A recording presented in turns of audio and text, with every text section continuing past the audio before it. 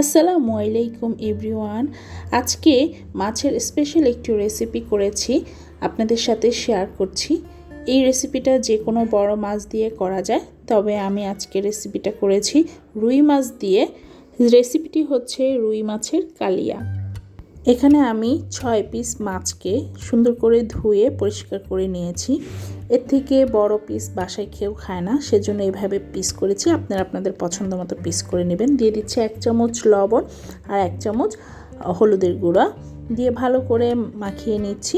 10 মিনিটের জন্য ম্যারিনেট করে রেখে দিব। এখন একটি প্যানে হাফ কাপ পরিমাণ সরিষার তেল দিয়ে দিচ্ছি।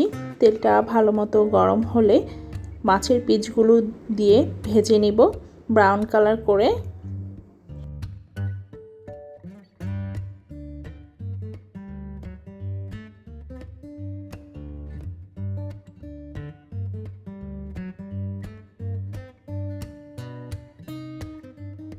মাছগুলো ভাজা হয়ে গিয়েছে, এখন একে একে সব মাছগুলো তুলে নিব।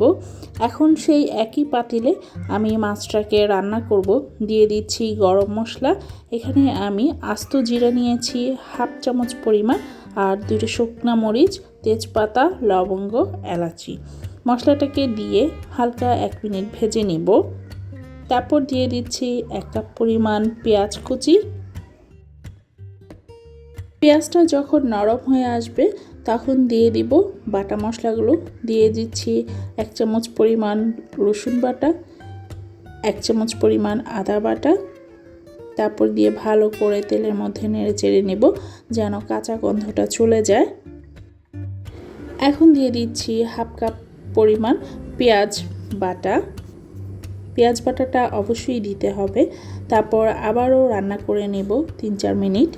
দিয়ে দিচ্ছি হাফ চামচ লাল মরিচের গুঁড়ো, হাফ চামচ জিরার গুঁড়ো, হাফ চামচ হলুদের গুঁড়ো, হাফ চামচ ধনিয়ার গুঁড়ো। আর সব মশলাগুলোকে এখন একসাথে কষিয়ে নিব। মশলাটা যত কষানো হয় রান্নাটাও বেশ মজা হয়। আর এখন দিয়ে দিচ্ছি একটি টমেটোকে আমি ব্লেন্ড করে নিয়েছি। দিয়ে দিচ্ছি টমেটো পিউরি আর ভালো করে মশলাটার সাথে রান্না করে নিব 3-4 মিনিটের মতো। দিয়ে দিচ্ছি পরিমাণ মতো লবণ, আর এখন দিয়ে দিচ্ছি হাফ কাপ টক দই। তারপর আবার একটু নেড়ে চেড়ে রান্না করে নেব। আর এখন দিয়ে দিচ্ছি 6-7টি কাঠবাদাম। কাঠবাদাম থেকে আমি ব্লেন্ড করে নিয়েছি।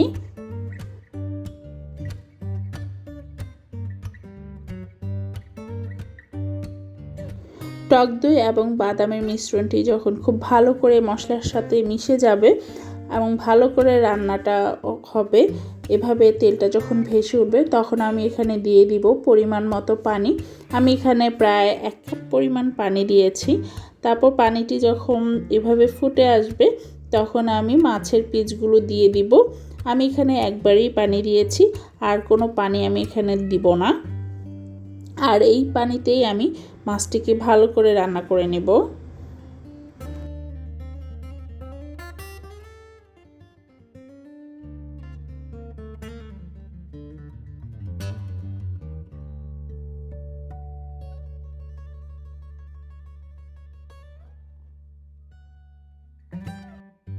মাছের পিসগুলোকে খুব সাবধানে উল্টিয়ে দিতে হবে, কারণ মাছটা এই পর্যায়ে অনেক নরম থাকে, যেন ভেঙে না যায়। সেজন্য সাবধানের সাথে কাজটি করতে হবে। তারপর এখানে দিয়ে দিচ্ছি হাফ চামচ পরিমাণ গরম মশলার গুঁড়া আর 6-7টি আস্ত কাঁচা মরিচ। তারপর আবারও ঢেকে রান্না করে নেব 4-5 মিনিট।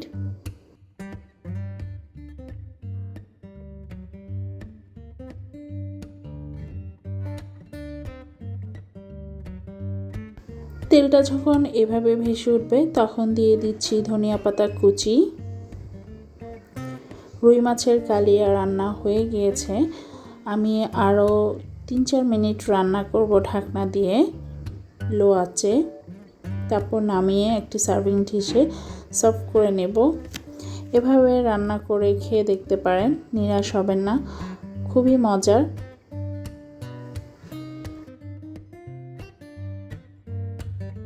গরম ভাত অথবা পোলাওর সাথে রুই মাছের কালিয়া খেতে ভীষণ মজা। অবশ্যই ট্রাই করে দেখবেন। আর রেসিপিটি যদি ভালো লেগে থাকে সবাই পাশে থাকবেন। সবাই ভালো থাকবেন। আল্লাহ হাফেজ।